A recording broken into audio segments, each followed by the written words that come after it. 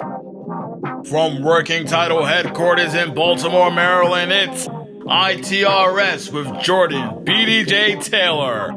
Tonight's guest from Walking Down the Avenue, DuckyDynamo, and Baltimore club legend BlaqStarr. And now for the host of ITRS, BDJ.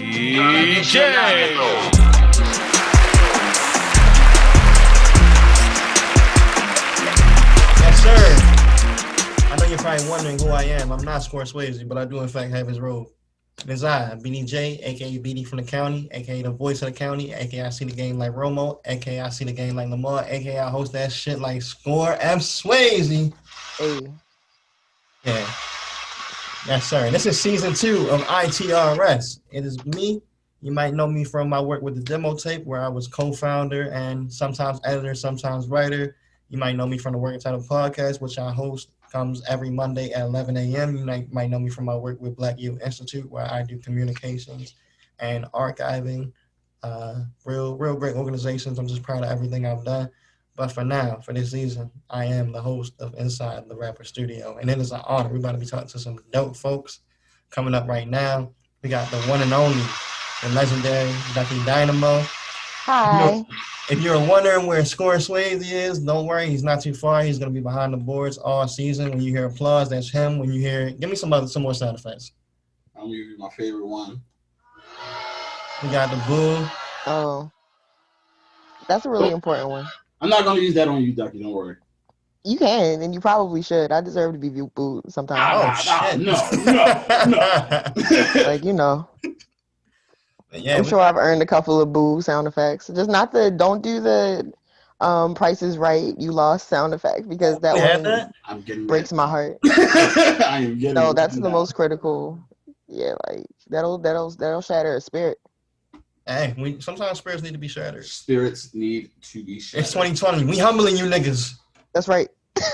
But just a quick word to the audience. Right now, I trust and fully believe in BDJ's truest abilities as a host. That's exactly why the host himself chose him to be the host. So I have full knowledge of the fact that he is going to take this show and put it to another stratosphere.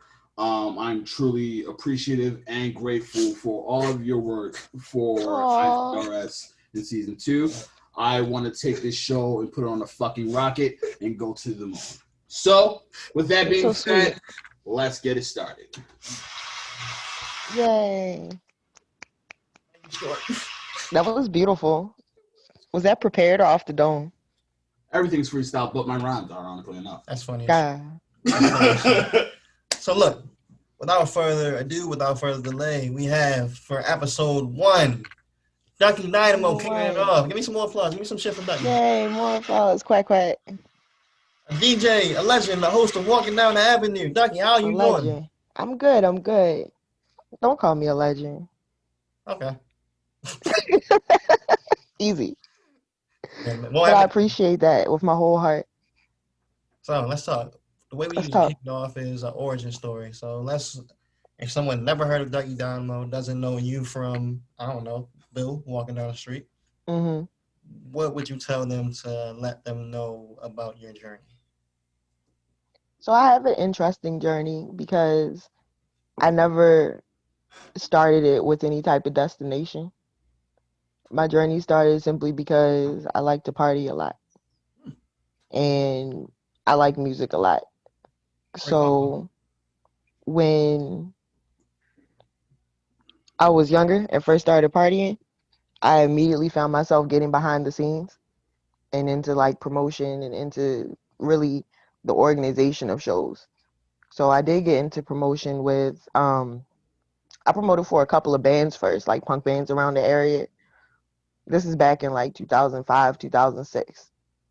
So there was some of that. And then eventually when I got into what we'll call the club scene, I started promoting for some of the different promotion groups that were throwing parties. And I just loved it.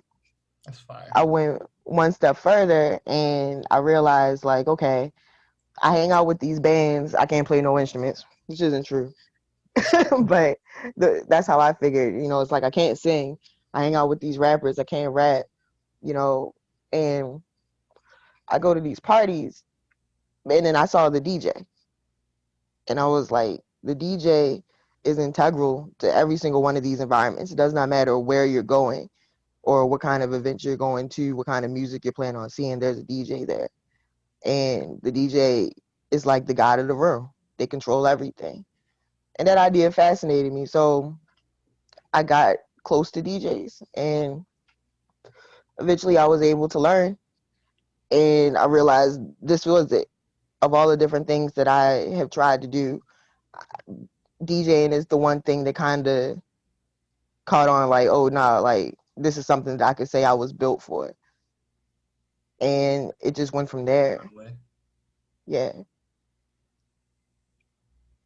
So, I wasn't expecting a little bit of dead air. I thought you was going to keep telling your story a little bit longer. Oh, no, that was it. Punch, period. Oh, fuck it. My bad. It's just fucking television, as a wise man once said to me. So let's get into some cool DJ stories, because I know you've seen some things. You're in the Baltimore music scene, DJing, doing parties. Like, what are some stories that you may want to share where it's like, yo, this crazy thing happened in October of 2008 where this kid threw out, I was about to tell a story about myself. Don't. I was about to say threw up You all said don't. That was about to be about me. But let's hear some of your stories. Let me see. My favorite story. What? Niggas in the room talking about me while I'm in the room. That's terrible. My favorite story I want to say about DJing isn't here. It's in Toronto. Because I think that back in, what year was this? I want to say, so I started DJing for real, like on purpose. Like, okay, I'm a DJ, put my name on a flyer in 2015. Okay. I want to say that's when I made my like official debut. Like, I'm doing this. A year later, I found myself, a year or two later now, yeah, I found myself on tour. I got booked to play Canadian Music Festival. They have a week of festival. Well, they did before Rona came. Was Drake there?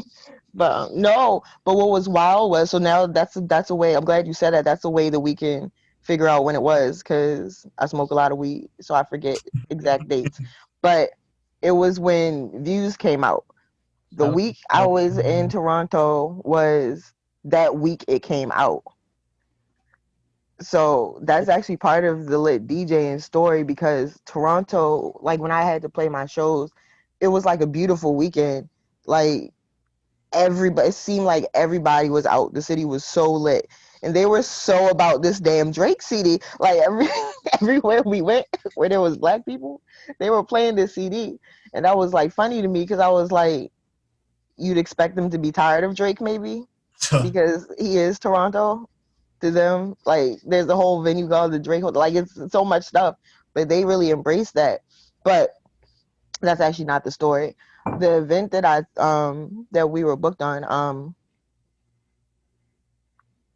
it was an incredible experience to be booked somewhere else specifically to play Baltimore club music. That's what they wanted. It was a showcase of Baltimore music. Wow. So it was like, I'm booked out the country to play Baltimore club music. Yeah. This is incredible. This is something I grew up with. This is home. But not even that, to go up there and play it, and people knew it. People knew these songs. And it was super surreal, like, yo. And not only did they know it, they loved it. And they wanted more of it. So it's like Canada. Yeah, in whole Canada, in Toronto. And that's why I was like, y'all, I came back home like, y'all don't ever think that the shit that you making, and the little things that go on SoundCloud to get your, couple of views don't mean anything. Like, people are really like, and they were all asking, like, where did I find? I'm like, literally just search SoundCloud Baltimore club music, you'll keep finding it. And they're like, okay. But it's like I know the reaction that club music gets home, and from the average people, that it's made for and around, but to see it so consistently out of town. And I have that story in everywhere I've gotten to travel. I guess that is my favorite DJ story, just the fact that I got to Toronto. That's the furthest I got. But I played in New York. I played in Philly. I played in Dallas, Austin, Atlanta.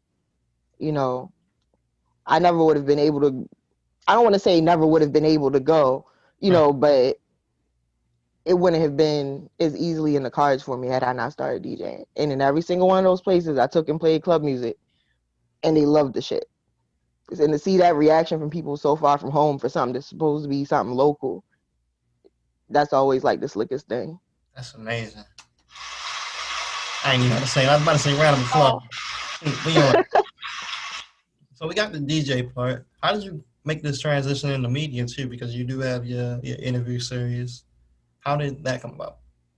So this is like a child project of mine that I've had forever. So like I said, when I started DJing, kind of on purpose, I was not just DJing, I was involved with management a little bit and consulting a little bit. So I got to see so many artists. I got to work with so many local artists, so many DJs, so many producers, in various genres, but mostly like, y'all said what we would call the Baltimore music scene. And something that was missing to me was kind of essentially the crowd that I was with before that, when I first started partying. And this would be sort of your Club Paradox crowd and really your devout, I would say, club music crowd. And I was always blown away by, I guess, what you would call my network. Like the amount of people and I don't want to say quality of people, but what's a better word? Caliber of people. Ooh, Caliber. Can I get some motherfucking applause for Caliber? I had to dig for a second for that one.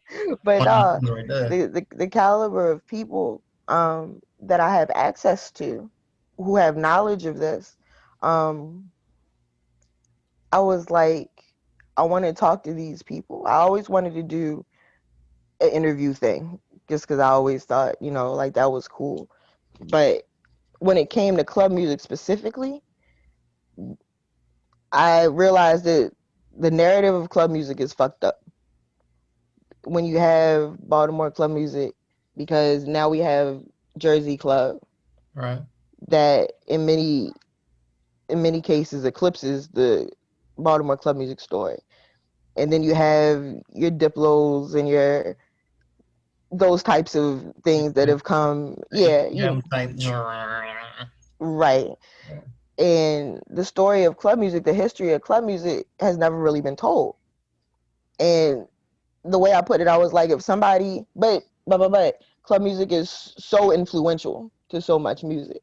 And I was like, if somebody were to sit down and like try to do a college paper on club music, they would get stuck real quick.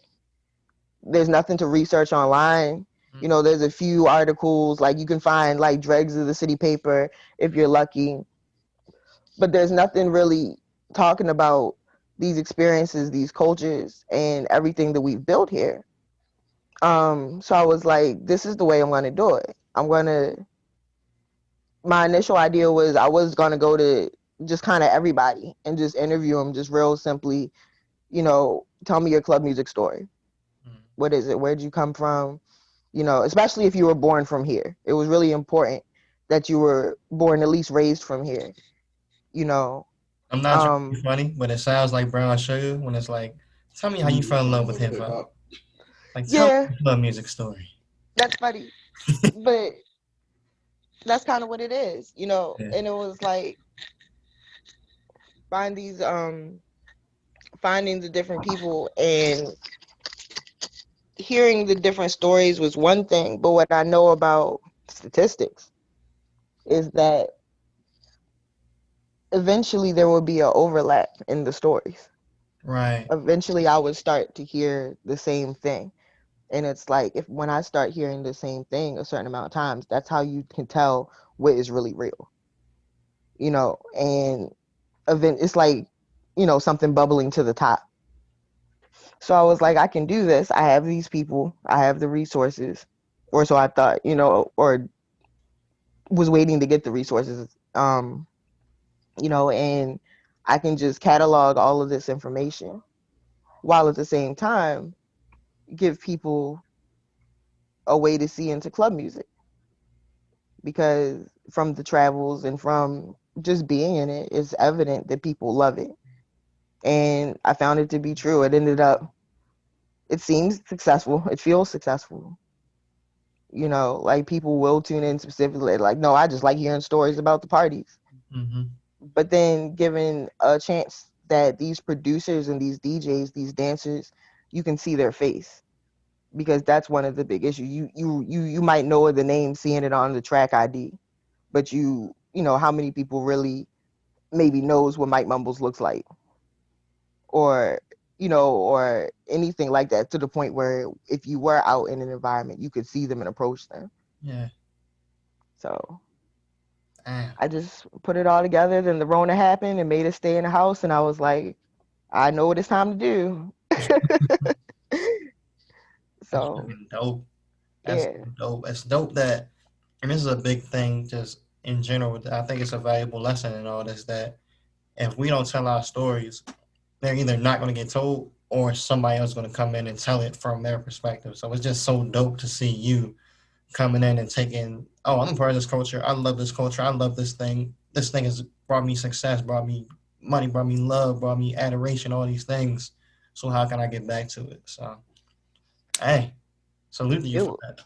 it was also lit because um the timing of when it started, not only just because out of the corona thing, that's like the bad timing, but the good timing was it was actually TT's project. Um her Dark City Beneath the Beat project that had also sort of just come out, and it like spun a lot of people's wheels on the idea of a documentary or a storytelling of the Baltimore club culture in a way, and that everybody then wanted to tell their story. So it was like, okay, I can provide a platform that's quick and easy to get people to be able to tell their story, even though it might not be the biggest. It's something just about being able to have it there, put down in some sort of, media format that people can hear and listen. And some really cool stories have come out. I've learned a lot, you know, but it's just bred a bunch of other things. Like now we're trying to put together a festival. We need that. I'm trying. Hey, that's all you can do. I'm trying. That's it. But we're gonna see, like, if we're lucky, next fall we'll have a Club Music Day festival. That's So love. yeah. That's love. My producer passed me a note. He said, "Ask you about the USB open decks." Ooh, my favorite thing. I miss it so much. Okay, so once upon a time, there was a world where you could go out on a Tuesday night or a Thursday night, Like and 1960, 1970. Like, yeah, I don't know. I think they just got to electricity about around that time. It was eons ago. Nah, it seems like that long ago, doesn't? But um, I had an event called USB Open Decks, or Ducks, depending on how egotistical I felt that day when I was when I was typing the Money. Facebook event. But in which I provided equipment, and I would invite DJs of any type, whether you were just the bedroom DJ starting out or you were the touring DJ who has his residencies and and carries on, to just come and spin whatever you want for 30 minutes. Fire.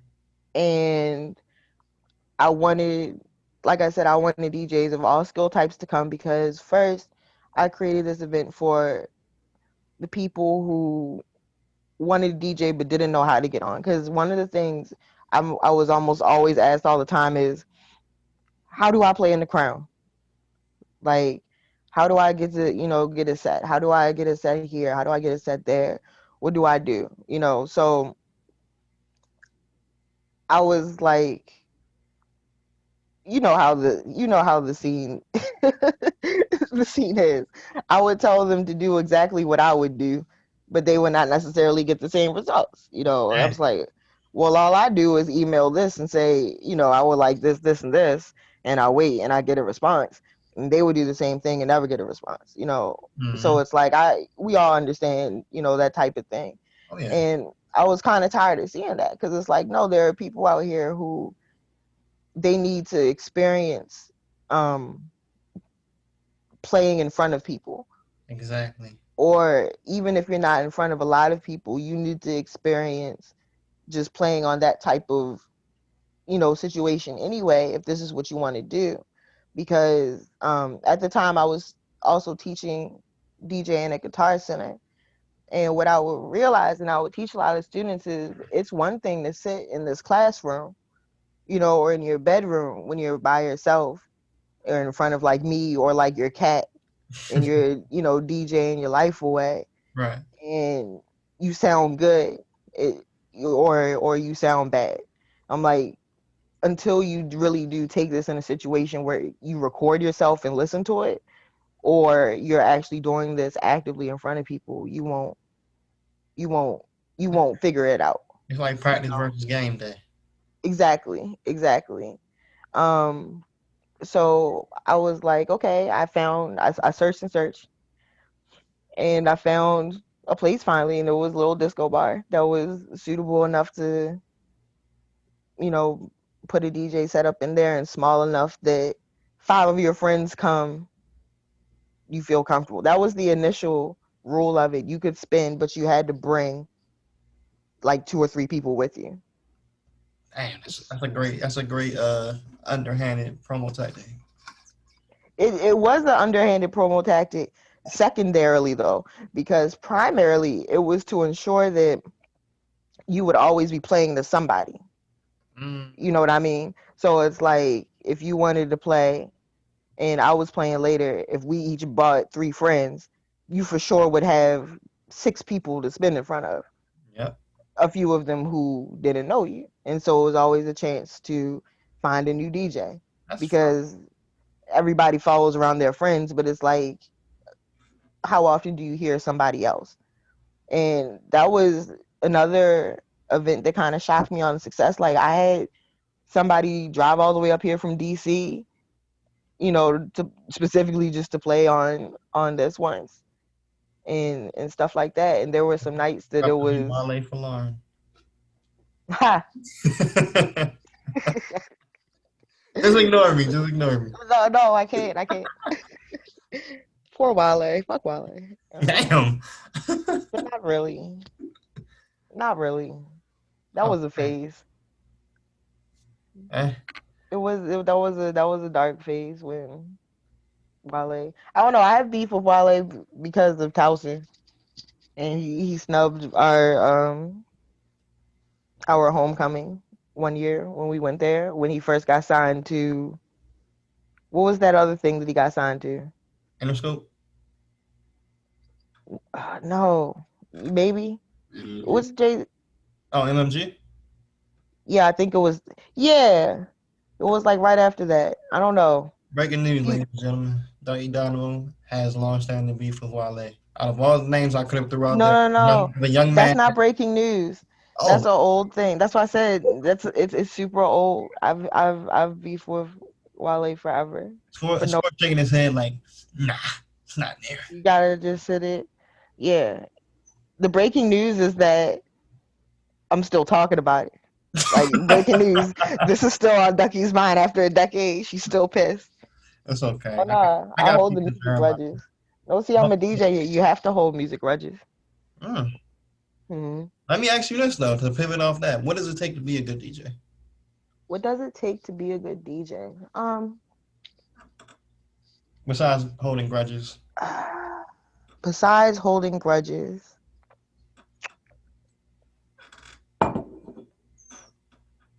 So about the holding grudges.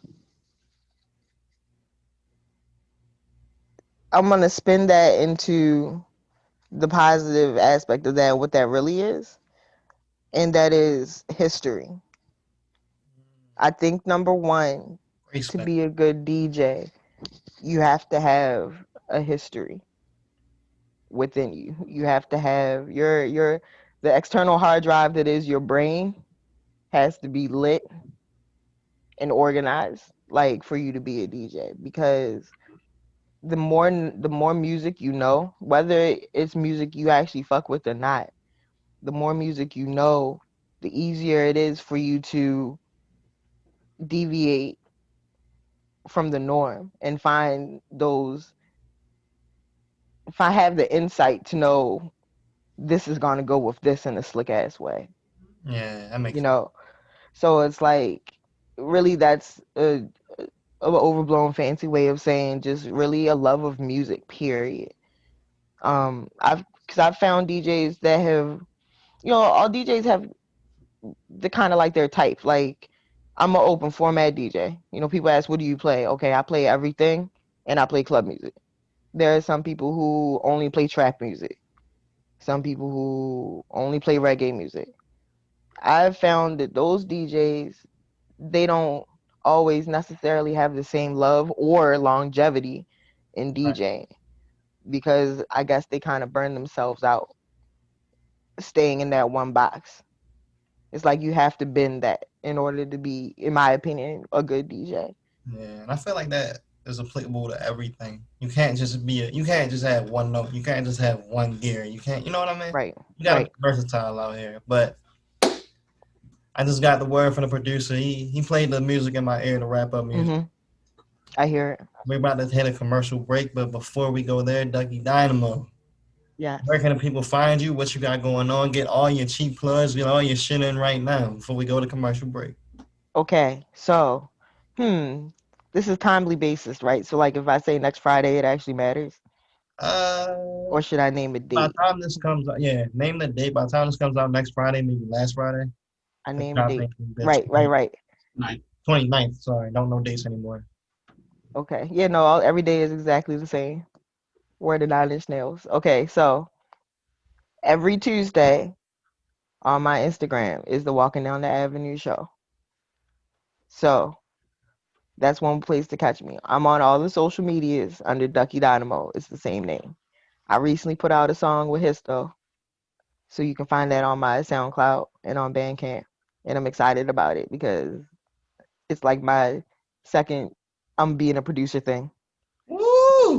So I was like, oh yeah, music. And more is coming.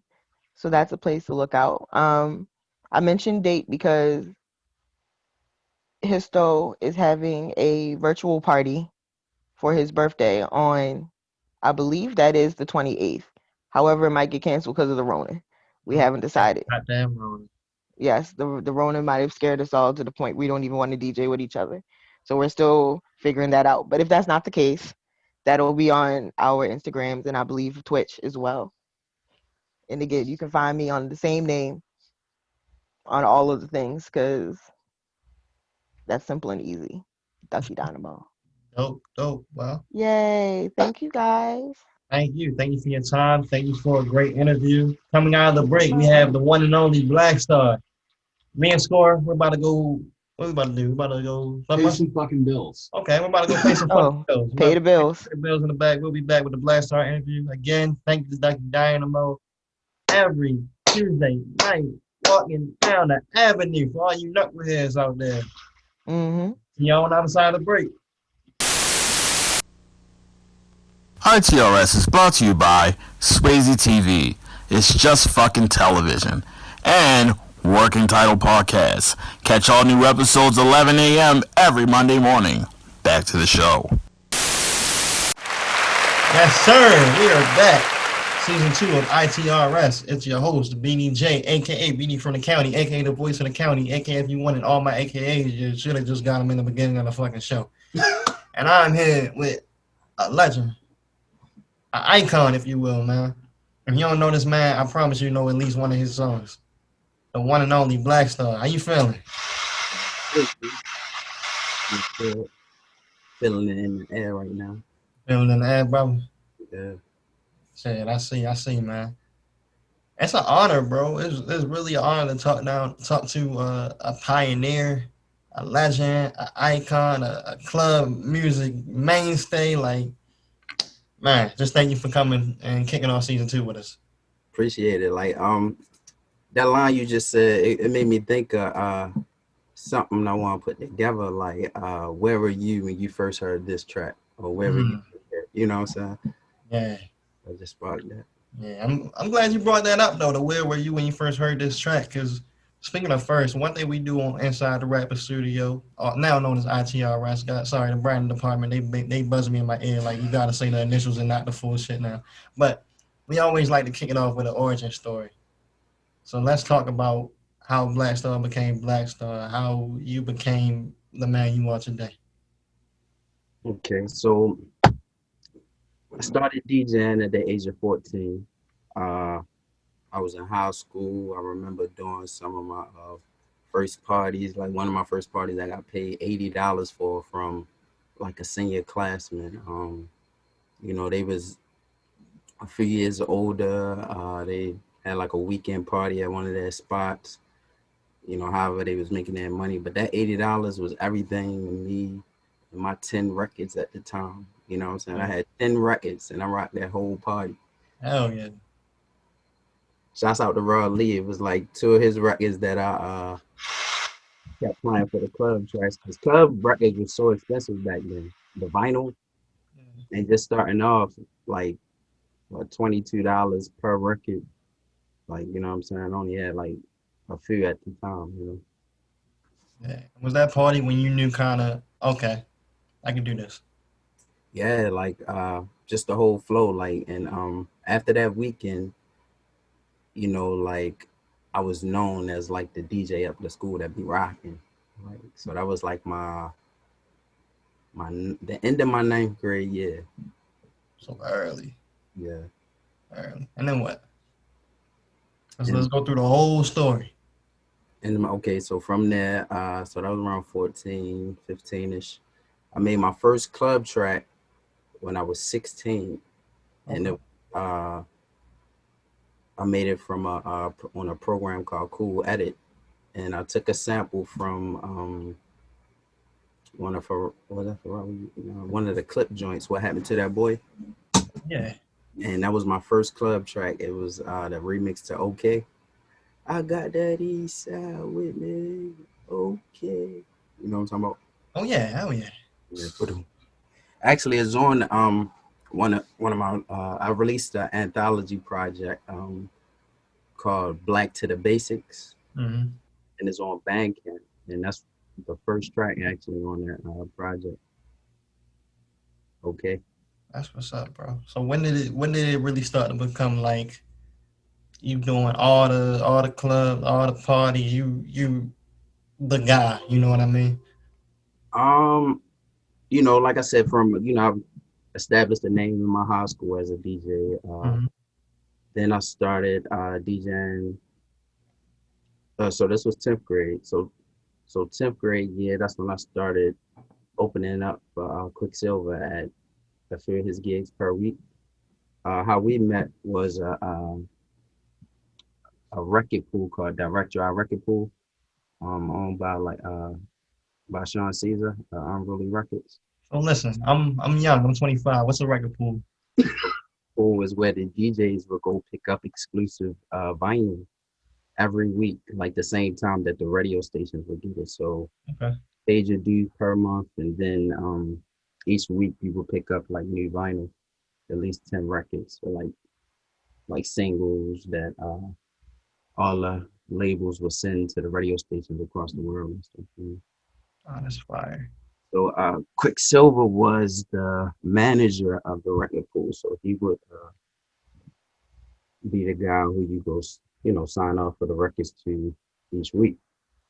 So during that time, we became close from just conversations for the week built up. He was doing a high school party, and I remember he asked me would I be interested in promoting, you know what I'm saying? And then I was like, yeah, I'm with it, you know what I'm saying? So I promoted the party with to feel my homeboys. And from that first party at Baltimore Live that was promoted, I didn't DJ it, but every kid that was there because of me and my crew, like pretty much because of how we hit every high school with these flyers. Like it was like, you know what I'm saying? So Y'all was outside with it for real. like for real, when we was in one car, it was my homeboy Duck. He had a station wagon in high school. This is the only car. Like we would go skating every weekend. Well, to a certain point, because I remember my father used to pick us up from skating and shit. But we would go anywhere, like in my homeboy, like station wagon and shit in high school. But yeah, I can picture that shit. yeah. So let me see. So from promoting that first party at Baltimore Live and how successful it was, you know, it became a monthly thing. So got my name out there like tremendously by like opening for Quick and doing parties with Quick and stuff at the time. This was before he was on the radio and stuff, right? So fast forward to me still producing at the same time of like DJing like these monthly high school parties. K Swift had got a whiff of like what was going on outside of the radio station and shit, right? You know, because people will call and ask for the tracks. Like say for instance, when I made Told It, the gunshot joint, told it, I told it. When I made that joint, it was just like it was nobody ever heard of it. They never heard of a gunshot club track with somebody on there saying something. And you know, just hundreds of callers just calling up, asking for this, you know, these club songs that the radio didn't have. So, you know, it was undeniable for her to like find out who this was. Like, Yeah. you know, and from that point, you know, I gave her the track she asked for. And then she was like, yo, you give me whatever, yo, I'll play that shit. It was just love at first sight from there, like, you know, and the music thing. Yeah. But yeah, and then from Swift falling in love with like my tracks and stuff. Because at the time she was utilizing them like a tool, like it was just like her favorite thing, like just to go bang, bang. As many tracks that I was making, like everything I was giving her, I just blazed it, like, you know. And Not to cut you off, but can I ask you a question? Because I always wondered this of creators. When you in your bag, right, and you had a very prolific pace, I think that's fair to say. How did you keep it going? Did it feel like work at that time, making all these different club songs with all these different elements and things that people had never seen or never heard? Was it hard for you to you what I know, draw from here, what I draw from here? Was it just like it was like that because it was so juicy at the time. Like, you know, imagine so at this time, you know, when Swift was like you know, the Baltimore Live parties would happen every season. Like let's just say like well, there was Baltimore Live, and then when Baltimore Live got shut down, they were the Hammerjacks parties, right?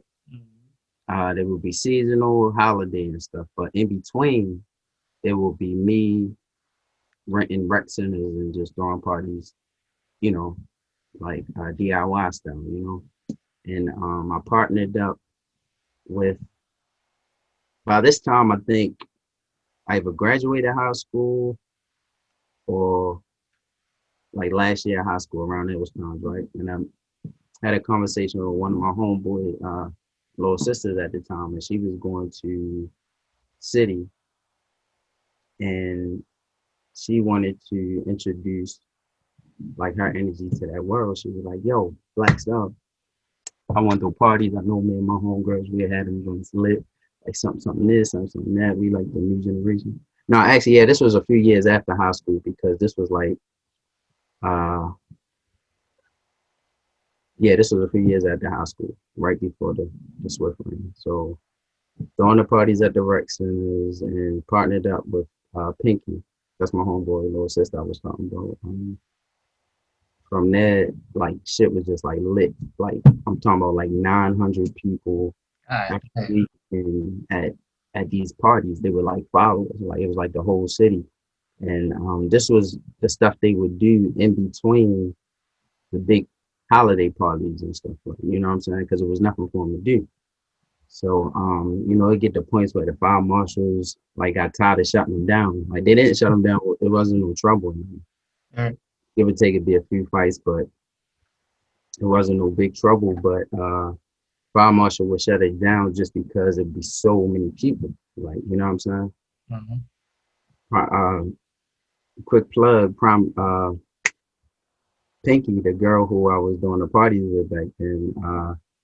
That's the same Pinky who owns Slutty Vegan now. Hey, shout out to Slutty Vegan, shout out to Pinky. Round of applause. The way the Slutty Vegan lines is the same way the parties are. Like, you know what I'm saying? So imagine that, like every weekend, and then just like. Yeah. Good times, good times. Yep. So that's how the music got out there, pretty much. Like those people just been hypnotized by that. You know what I'm saying? So let me ask you this. And my producer gave me a note. Oh, okay, gotcha. Hey, we got school in the background producing this season. You're gonna be chiming in, working the soundboard. Okay. But I want to ask you this, bro, because I think that you're the man best equipped to answer this question. Should Rider Girl be the official anthem of Baltimore City? I feel like, yeah, like especially I hear the new version. The applause kills me every time. Huh? I say the applause kills me every time. Dude, yo, that song with a lot of places, and it's like it still hit people the same way when they hear it. Like, you know what I'm saying? Any version of it, it's just the whole sequence of the do, That's one of them ones. my rider. I guess everybody could feel the way I felt when I was singing that, like when it hit them. That's inspired by a real life rider. The verse, yeah. So the verse that I wrote. So here go the story behind Rider Girl. So 1 week, fast forward to me and Swift doing Super Sundays at the Jacks and stuff, right? So it was 1 week. It was after a party after Super Sundays at the Jack, right? So I got paid, and she was like, "Black, yo," she like, "How come, like you see me every week and all this type of stuff, and everybody else, and me and my girls like a track. You ain't made the Riders no track." Like, I was like, "The Riders, what you mean? Johnny Blaze, he made Hey Riders. Rod Lee even made the Rider joint. The BlaqStarr is supposed to be my man. He didn't make it." I said, "Yo, you ain't asked me. I ain't know you wanted to make you." So I was like, "I got you, right?" So let's just say that was Sunday, and that Thursday, in between to the next Sunday, she had. We wound up making. I called my homeboy DJ Cali up. I know DJ Amazing was over there at the time. Shouts out to Sierra. We was all in the living room, right? So just having like a vibe session. Cali got on the keys after me making the drum track. And then I remember when it was time for the vocals, I envisioned myself being young Michael Jackson. Just on the mic, just like, whatever way it turned out, I envisioned myself young Michael Jackson on the mic. So next thing you know, that's all we had was just that. Yes, you are. And then I kept that on loop, put the headphones on, and just harmonized with it.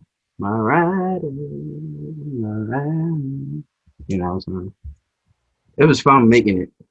Like, it was a timeless way that it was made. Like, it's a timeless tune, It's real.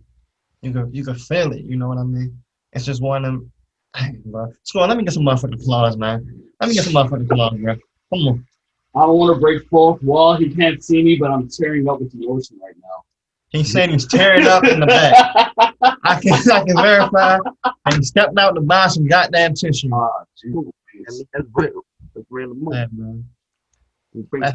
That's what it's all about. Let me ask you this. because we talked about a lot of like the time when you came out. We talked about a lot of the glory days. What is the biggest difference between the club scene and club music now versus then? Hmm. Well, apparently there's different types now. There was be more clubs, Jersey club and Philly club, but every town did have their own like sound. Like Chicago had the footwork joints and all that, and uh, New Orleans had the bounce always, and it's like Baltimore club sound was out is out sound, like, regardless of the hip hop that goes on, but when it comes to like the essence of the city and like how bounce music is all in music and like Yeah. Chicago Go footwork. go from DC, hype Yeah, for go. the day, like yeah, everybody got their shit. Yeah. You sipping on Incredible Hulk, you really taking it back to the club days, huh? Mhm. Oh no, this chlorophyll water. It's frozen. Chlorophyll water? Yeah. God damn. Round of applause for the motherfucking chlorophyll water. God damn, bro. With some sour sap. With some sour sap. I respect it. That's how you keep the skin looking radiant. You keep the blood rolling free. I understand, bro. You gotta do what you can out here. Mhm. Yes, sir. Let me ask you this, because Score, he came in here today excited. He was like, I was watching The Wire, and in a scene they had a club music song playing. He's like, I need you to ask BlaqStarr, you think his song was playing in The Wire? Huh. Was your song playing in season 3? Season 3, episode 4. It was the scene where Wise was walking through the party, and Slim Charles like walked him over to a girl, and there was some club music playing in the back. Can you confirm or deny if that was a BlaqStarr club song playing? I know it was Jiggle It. It was Jiggle It was in The Wire. The other joint was it Hands Up Down. What was the other joint inside the house party? I forgot. You remember? I didn't press up on Amazon. I'm sorry. That's hard as shit, though. I'm pretty sure it was more than one. That's hard, though. It's cool. It's cool. And I know before I asked you about like the difference between then and now, but it's cool seeing like artists from our city, from our area, getting placements in these major shows. Down to Take Bang being, I think he was in Insecure like a couple years ago. Don't quote me on that, but I know he got a placement in the show. It might have been Boss, might have been Insecure, but that's just always a dope look when some shit that is born and raised here translates to the big screen. So that's dope. Salute to you for that. Let me ask you this. Let's talk about the invisible majority. Yeah. Tell me about how it's been through COVID, what the goals are, what the purpose is for anybody that may not be familiar. So the goals and the purposes of Invisible Majority is an artist incubating initially to be an artist incubating hub to help them the entrepreneur artists help them expand their resources on gaining income and expansion points with their craft. And how it's been since COVID. Let's see. We're pushing more to be resourceful for like the live show. As you can see, like the quality of like this live segment right here. Yeah, you make me look bad. I'm not gonna lie. This is what we offer like for artists. If y'all wanted to do like a podcast there, y'all will, anywhere we could post up, have your segment there, like, green screen. But we only got a small section of green screen. Like we got the big round above, you know what I'm saying? But Yeah. soon. Hey, I believe it. Yeah. Shit. That's what's up, bro. How can artists that are looking to find out more information or get involved, Definitely. they reach out? On IG is at I am Invisible Majority. No, it's I Majority Demo. Okay.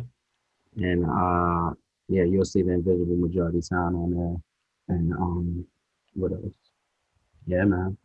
All right, last question. Then we're gonna send you on your way with your chlorophyll water and your globe. Sour line. Get it right, BD. My bad. I'm still doing it. When it's all said and done, what you want your legacy to be? When it's all said and done, It's all said and done. They write the book on BlaqStarr. when it's all said and done, definitely a pioneering spirit for the environment in which he came. Visually, audio, and in full body, you know. That's what's up. Thank you, brother. Thank you for your time. We about to go rub the streams on Ride Girl right now. Season 2 of Inside the Rapper Studio, ITRS. I'm your host, BDJ, aka BD from the county. Where you find me is where you find me. BlaqStarr, let people know where they can find you at. Hashtag black to the basics. BLAQS, no, BLAQ to the basics. And then you can find me at BlaqStarr on all my social media outlets at BLAQSTAR. Appreciate you. We'll be back next week with another episode. Until then, stay black, stay safe, and keep rocking with the boys.